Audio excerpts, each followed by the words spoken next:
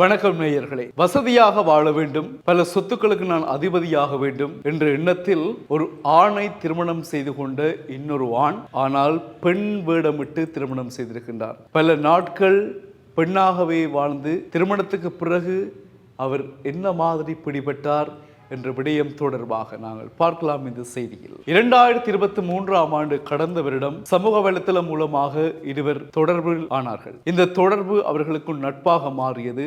இருவரும் சந்திக்க வேண்டும் என்று முடிவு செய்தார்கள். சந்தித்தார்கள்.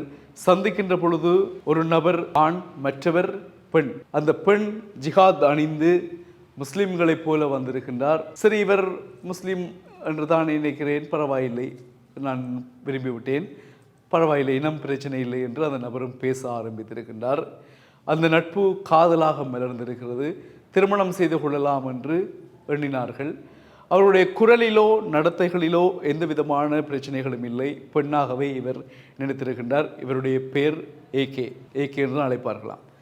திருமணம் நிச்சயிக்கப்பட்டது. திருமணம் நிச்சயிக்கப்பட்ட பின் அந்த பெண் சொன்னாராம், பெண் என்று வந்த நபர் சொன்னாராம், எனக்கு பெற்றோர்கள் யாரும் இல்லை, நான் அனாதை, எனவே எளிமையாக திருமணத்தை நடத்தலாம், எனக்கு உறவுகள் இல்லை. சரி என்று ஏற்றுக்கொண்ட மணமகன் தன்னுடைய வீட்டிலேயே மிக எளிமையாக திருமணத்தை ஏற்பாடு செய்தார். திருமணம் முடிந்தது. அதற்கு பிறகும் குடும்பமாக அவர்கள் ஒரு வீட்டில் வாழ்ந்தார்கள்.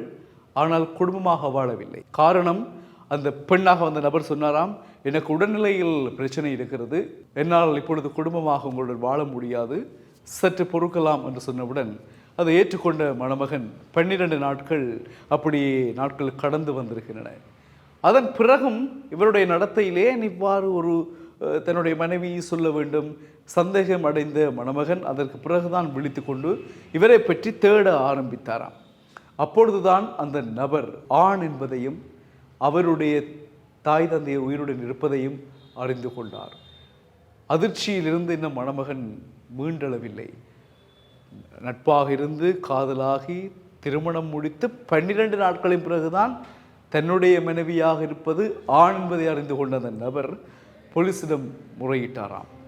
போலீஸில் முறையிட்டு அந்த நாட்டு சட்டத்தின்படி, அதாவது இந்தோனேஷியா நாட்டின் சட்டத்தின்படி இவ்வாறு பொய் சொல்லி ஏமாற்றிய குற்றத்திற்காக அந்த நபரை 4 ஆண்டுகள் சிறை தண்டனை விதிக்க போலீசார் தீர்ப்பளித்திருக்கின்றார்கள். விசாரணைகளின் அடிப்படையில் அவர் திருமணத்திற்காக மட்டும் பெண்ணாக மாறவில்லை. சில ஆண்டுகளுக்கு முன்னரே பெண்களைப் போல உடை அணிவது, பேசுவது, குரலை மாற்றம் செய்வது, நடந்து கொள்வதெல்லாம் பெண்ணை போலவே மாற்றியிருக்கின்றார் அந்த ஆண்.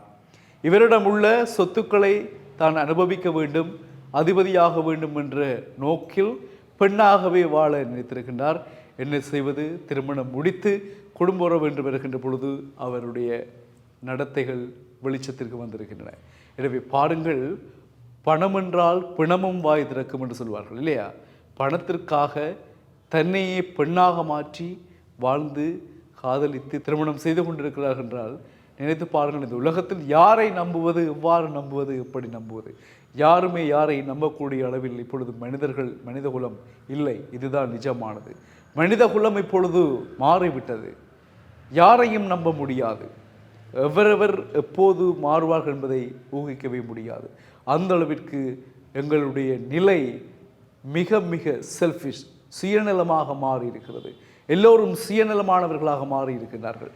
எனவே தன் கையே தனக்குதவி என்பதைப் போல எங்கள் பாட்டை நாங்கள் பார்க்க வேண்டும் தவிர யாரையேனும் நம்பினோம் என்று சொன்னால் இப்படித்தான் எங்களுக்காக பல துரோகங்களும் ஏமாற்றுகளும் எங்களை வந்து சேரும்.